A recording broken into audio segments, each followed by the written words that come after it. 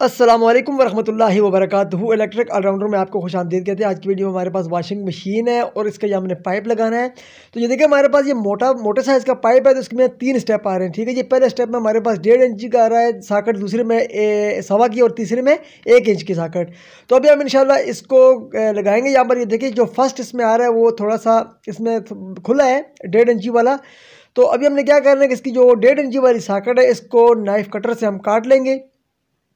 काटने के बाद हमने सेकंड वाला है उसको भी चेक कर लेंगे। लेकिन देखिए अगर आपकी वॉशिंग मशीन में पाइप तंग आ रहा है तो आपने उसको कैसे लगाना है। हम अक्सर ऐसा करते हैं कि इसको जलाकर हम इसको थोड़ा सा खुला करके इसको फिर लगा देते हैं, जिसमें हमारे पास ये जो पाइप है वो अक्सर ख़राब भी हो जाता है। तो इंशाल्लाह इस वीडियो में मैं आपको दिखाऊंगा मुकम्मल तरीका कि आपने इंशाल्लाह इसको कैसे बिना आग लगाए इसको मतलब इसके अंदर जो पाइप आ रहा है, इसका जो नोज़ल आ रही है उसके अंदर आपने कैसे लगाना है। ये देखिए अभी जो सेकंड वाला जो पाइप है इसमें जो 1.25 इंची का आ रहा है वो भी थोड़ा सा टाइट है, मतलब इसके अंदर नहीं जा रहा। जो वॉशिंग मशीन के जो अंदर वो जो पाइप आ रहा है उसके अंदर जो नोज़ल है, जो नोज़ल है इसके अंदर भी ये नहीं जा रहा।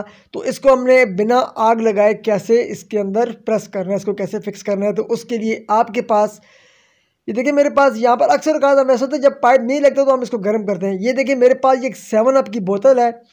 आपने 7 अप की बोतल को ले लेना है। लेने के बाद आपने इसको 1.25 इंच वाला जो होल है इसका, उसके अंदर आपने प्रेस करके इसको आपने आगे की तरफ प्रेस करना है। ठीक है जी, जब आप इसको आगे की तरफ प्रेस करेंगे तो साथ ही साथ इसका जो होल है खुल हो जाएगा। लेकिन आपने एकदम से इंशाल्लाह इसको लगा देना इसके अंदर। ये देखिए अभी मैं इसको चेक कर रहा हूँ यहाँ पर, तो ये देखिए किस तरीके से यहाँ पर इंशाल्लाह ये नोज़ल के अंदर फिट हो गया, फिक्स हो गया।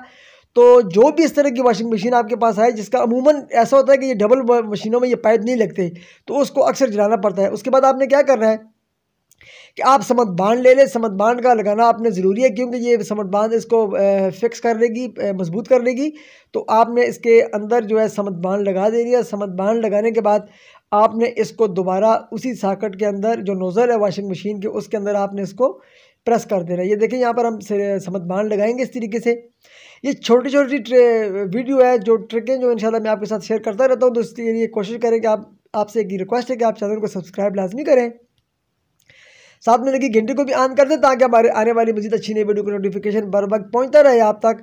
तो ये देखिए समत बांध लगाने के बाद ये मजीद मतलब कि ये थोड़ा सा इजी हो के अंदर नोज़ल के अंदर बैठ जाता है।